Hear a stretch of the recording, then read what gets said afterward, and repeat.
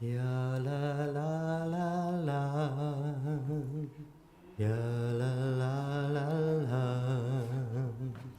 ya la la la la, ya la la la la, ya la la la la, ya la la la la, ya la la la la. Ya la la la la,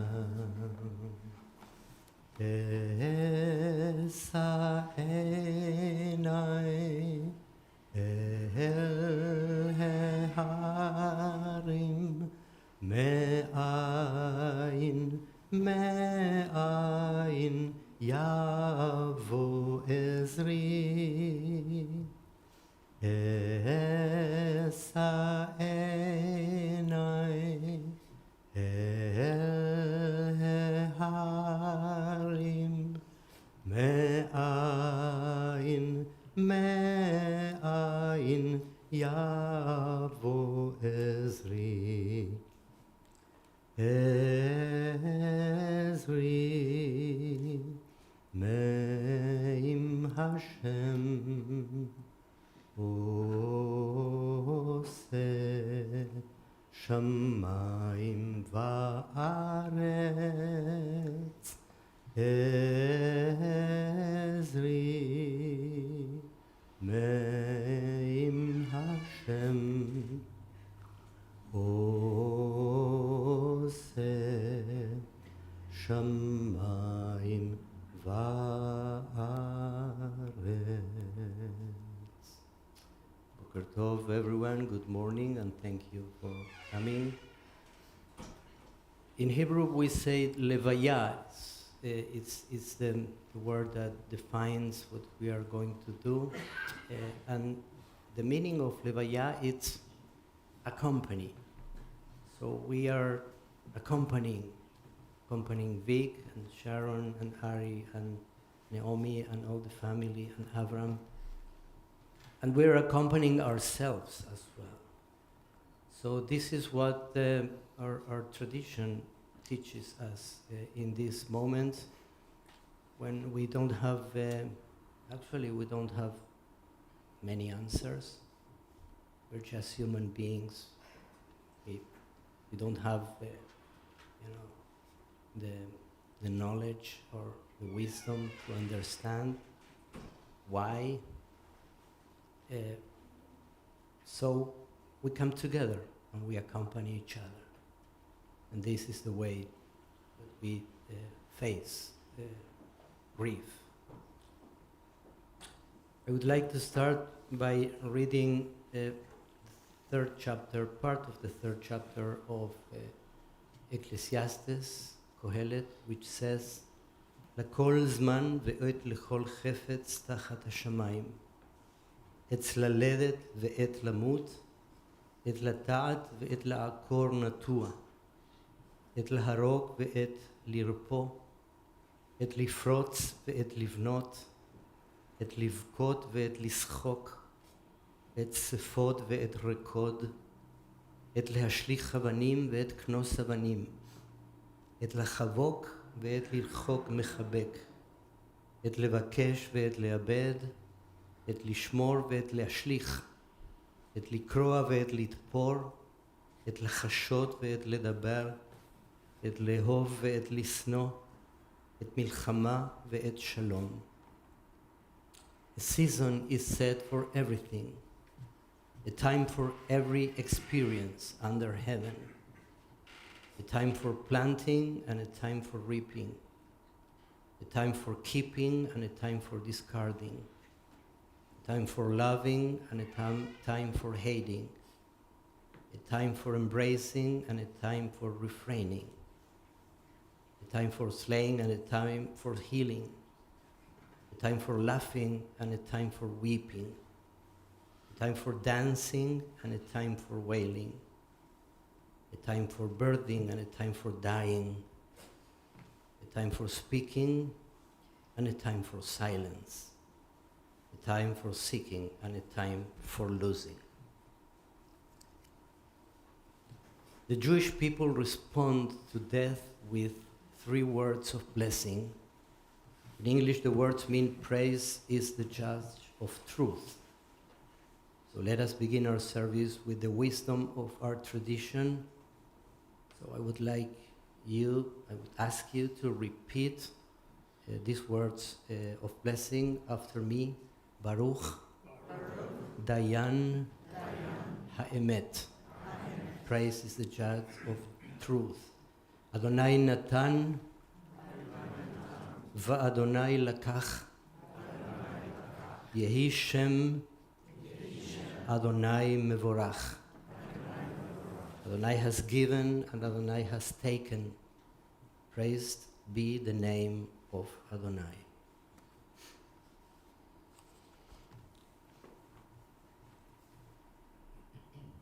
אשת חיל מי ימצא ורחוק מפנינים מכרה.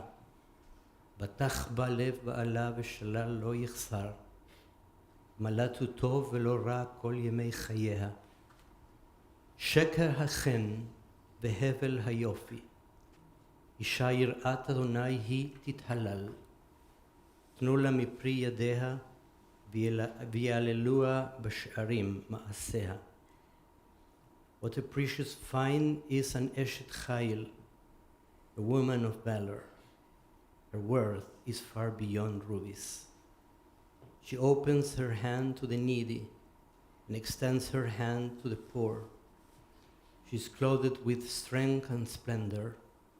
She looks to the future cheerfully. She opens her mouth with wisdom. Her tongue is guided by kindness. She oversees the activities of her household and never eats the bread of idleness. Her children come forward and bless her. Her husband praises her and says, "Many women have done superbly, but you surpass them all." Charm is deceitful and beauty vain, but a God-revering woman is much to be praised. Extol her for the fruit of her hand. Wherever people gather, her deeds speak her praise.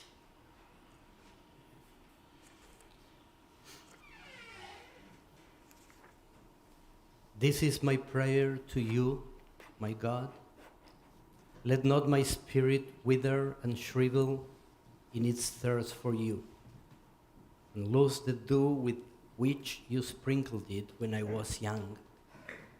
May my heart be open to every broken soul, to orphaned life, to every stumbler wandering unknown and groping in the shadow.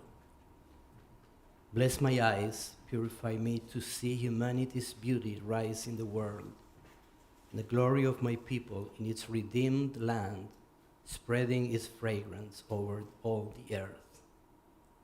Deepen and broaden my senses to absorb a fresh, green, flowering world, to take from it the secret of blossoming in silence.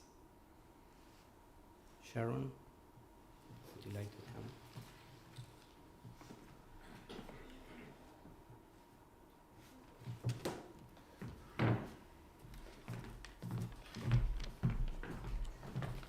Use this for the streaming.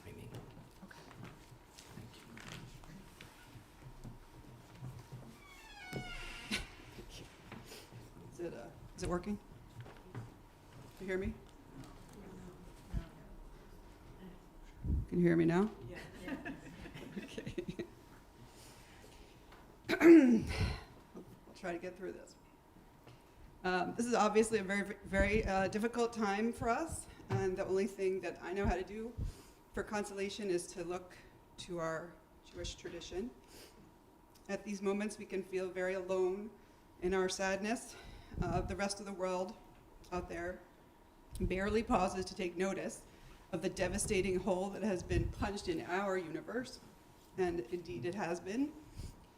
But Judaism teaches us that we're actually not alone, and that the Jewish people are all one. So that means that our loss is shared by everybody, and everyone here is sharing the pain of this moment. While this does not take away the pain, knowing that the burden of my grief is shared by all of you is comforting. So thank you for being here. Of course, my feeling of intensive loss is still real. I've known my mother and loved her for my entire life. And it's hard to understand that she's gone. But again, Jewish tradition teaches us that death can only affect the physical body.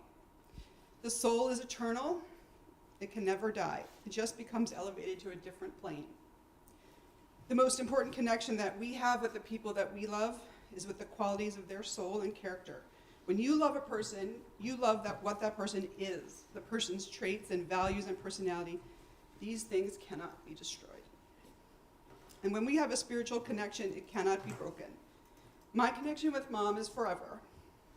Yet this is also a time of sadness and mourning as we figure out how to navigate this new stage in our relationship. And the soul, now freed from the body, also has to figure that out. We are taught that during this time before burial, the departed person's soul can still hear and see us as she prepares for this next stage. So we need to be careful what we say, not to praise excessively or undeservedly, for an accounting will be demanded of her. So Mom, I want to give you some honest nachas and comfort as you make this transition and stand before God. You tell him these things. That you successfully gave your children both roots and wings. We have a strong foundation and the confidence to do interesting and sometimes difficult things. We struggle like everyone does, but we know that we can face our challenges. That you sustained a beautiful 55-year relationship with a wonderful man who is a dedicated father and a loyal partner in all things. However, still a man, and we all know how God laughs when he puts man and woman together to figure it out. That you worked so hard to give us positivity and light rather than hurt. That you gave me a role model for balancing career and family and community in a way that staying sane is still possible most of the time. That you instilled in your children a sense of humor, a love of Judaism, of people, and of this life that we have been given. That you gave each of your grandchildren attention and love and interest and trust and curiosity and the knowledge that you love them very much, and also that they should eat their vegetables. That you gave me unconditional love and were always my biggest fan, even when I failed a class, dropped a ball, or even became an Orthodox Jew. That you trained me to never go to anyone else's house empty-handed and to always express gratitude. That you gave me an understanding of the importance of having guests, giving tzedakah, caring for those around us, and the tools to do so. God, please take care of Mom. She deserves it. And Dad, Ari, Naomi, and I will take care of you.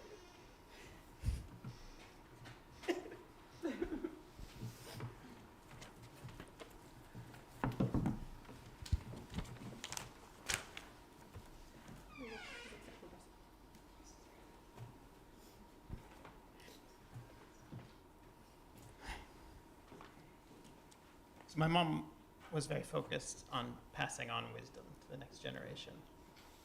She spent a lot of time thinking about that and spent a lot of time doing it. So when I was thinking today about what to talk about, I thought, what would she be most proud of passing on? So there are a lot of qualities that I can attribute to Mom. Her curiosity lives on in our kids. The importance she always placed in supporting each other in the family, among her friends. When I think about what guidance, what lessons she might be proudest of, I landed on this. Clear the table. Just clear the friggin' table. So here's what I mean. Everybody loves eating, but when you finish, you got to take a look around and figure out what has to be done. When we were growing up, we had guests over for dinner, which is a fairly regular occurrence when we were kids. Mom imparted to us. It was the kids' responsibility to notice when each course was complete, and without being asked, get up and collect everyone's plates. That was our job, And to be honest, it's not something that we picked up on really quickly. There were many glares and gestures. It took years of repetition and maybe an occasional annoyed conversation, but eventually we got it. As a kid, that's just another annoying chore, but my mom knew this was something that was worth inculcating in us. Clearing the table means, even when you're eating delicious food, enjoying yourself among friends, it means paying attention to what's going on around you and taking care of your responsibilities. It means doing things in the right order. You don't run off to have fun after dinner until you clear the table, until the stuff that has to be done is done. We had plenty of time to enjoy ourselves as kids. It wasn't all kitchen duties. But we always had responsibilities. And they started in the kitchen, but they didn't end there. Mom always expected us to pay attention to what was going on around us, who needed help, what needed to be done, and take the initiative to do our part. Clearing the table was part of our routine. And I think that's how all of her kids, to some extent, live their lives, and it's something I think we've tried to pass on to our kids. Seeing what's going on around you and knowing that you have a role to play and finding out how you can make things better was kind of Mom's approach to life. She always wanted to be part of the solution. Ultimately, Mom looked around and saw there were a lot of kids who weren't learning about science, and she started an organization that gave them that chance. That was an area she could help. No one told her to do that, but she saw a need and she took the initiative to take care of it. Of course, not just professionally. She was always attuned to when her friends and family needed help, and she took it as her responsibility to help out. When we had struggles, Mom was always there thinking of how to help, how to give us suggestions, making sure we had support. She was always looking around and seeing if there was some way she could contribute. Mom, you always thought about what you did in the world as making it a better place, and that's what you taught us our lives are for. I think right now you would agree we need to be looking around us, seeing what needs to be done to make things better and take action. We need to be aware when it's time to clear the table. Because of you, I try to do that in my life, and I try to get my kids to do the same. We're all trying to make the world a better place. Thank you, Mom.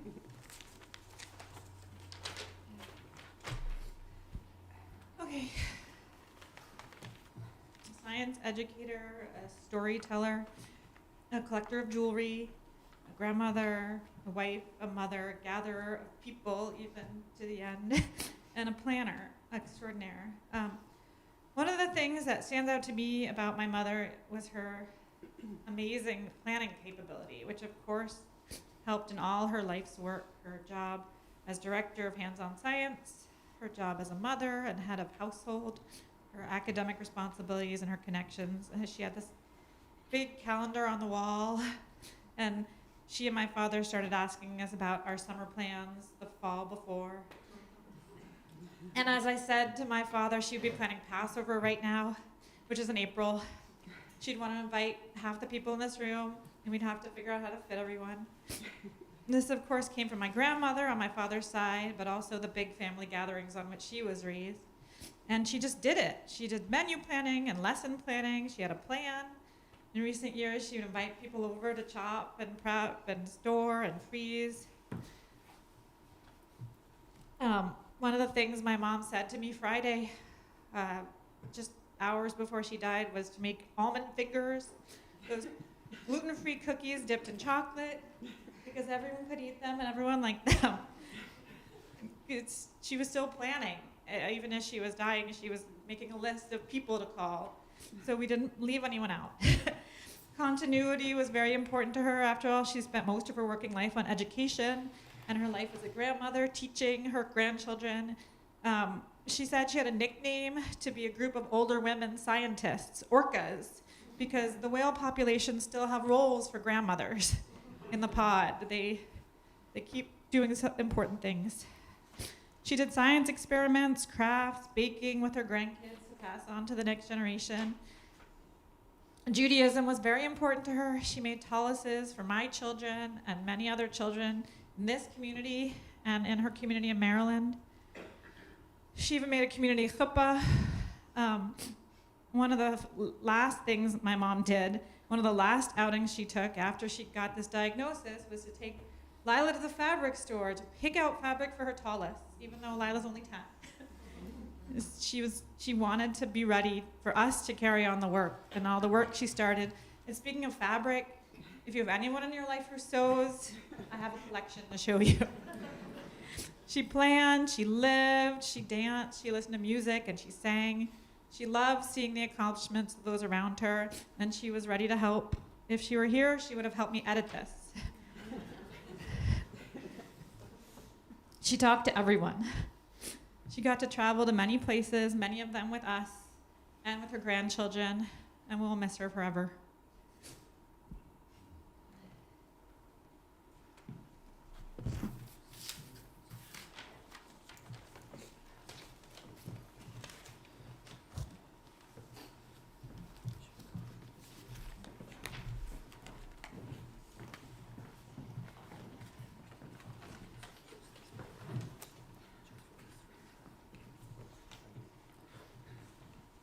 Thank you. Thank you, everybody, for being here to honor my sister's life. Rabbi, thank you. I'm Phyllis's brother, Avram.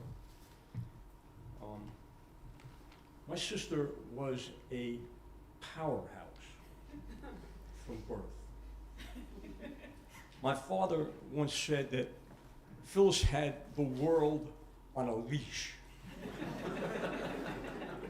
If she set a goal to do something, it seemed there was nothing that could stop her. The thing is, it was always for a good cause, to help others, members of her family, or her community. Well, almost always. There was the time, I'm told, when I was 2 years old and she was 5. She taught me how to climb out of the crib. Mom and Dad didn't appreciate it. And apparently there was punishment, although I'm not certain to what extent.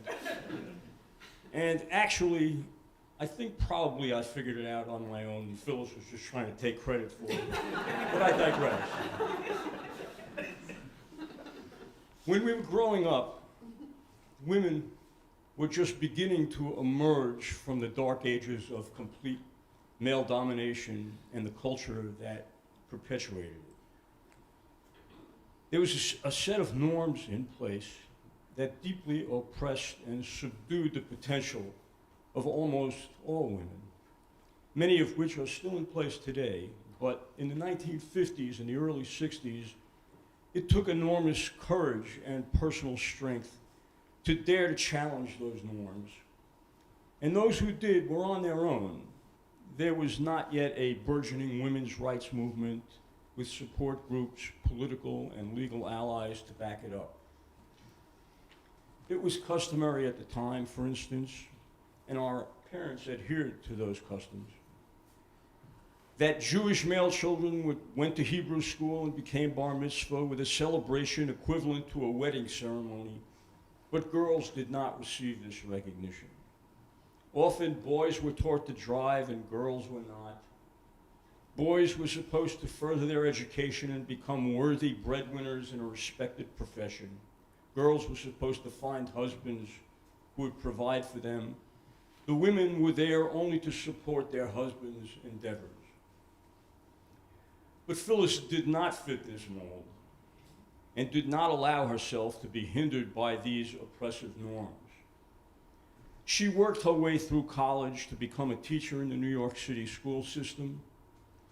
When she was 22, she met Dr. Victor Katz, an enlightened, kind, and loving man, and foremost mathematician, who encouraged her to continue her academic pursuits.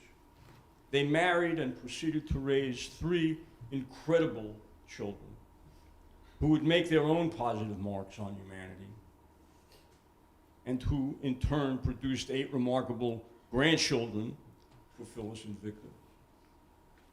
In the meantime, as she raised this family, Phyllis would proceed to initiate and run the hands-on science endeavor, an after-school program that would eventually be used in hundreds or thousands, I'm not sure, of schools throughout North America. She would write and publish books, both on her own and in collaboration with others. She would gain her doctorate in science education. She and Victor would travel to every corner of the earth. She would live a full and fruitful life. touching and improving the lives of so many people. Phyllis Katz, my sister, was a powerful force on this earth. And I know that many people in this room and elsewhere will miss her passion, her insight, and her care. I know I will.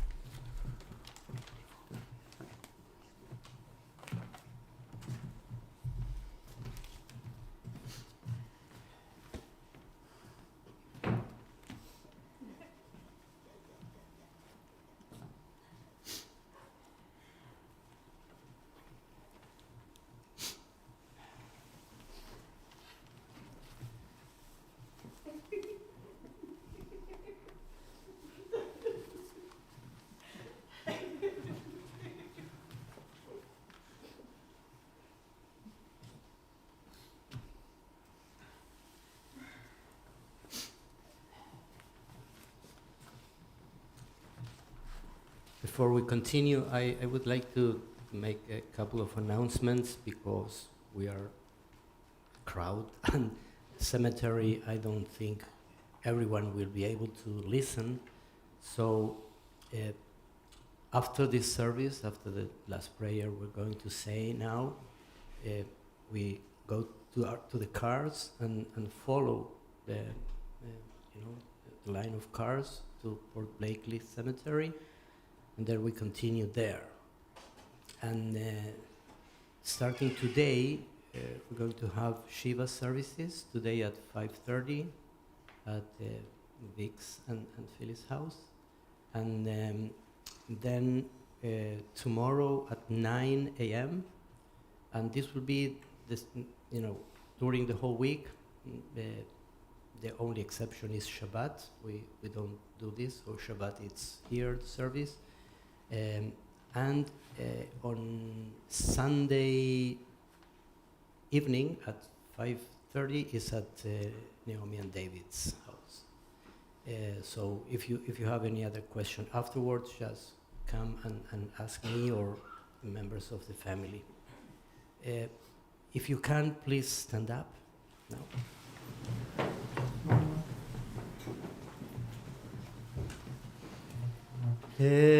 אל מלא רחמים שוכן במרומים המצא מנוחה נכונה תחת כנפי השכינה במעלות קדושים וטהורים כזוהר הרקיע מזהירים את נשמת פייגה בת גיטל ומרדכי שהלכה לעולמה. בגן עדן תהא מנוחתה. אנא בעל הרחמים, הסתיריה בסתר כנפיך לעולמים.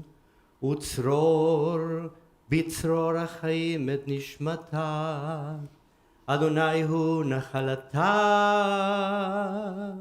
ותנוח בשלום על משכבה, ונאמר אמן.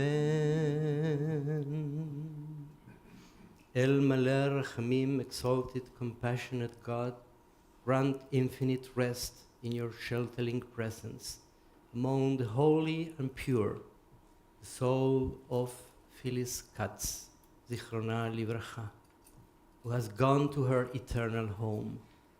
Merciful One, we ask that our loved one find perfect peace in your eternal embrace. May her soul be bound up in the bond of life. May she rest in peace, and let us say, Amen.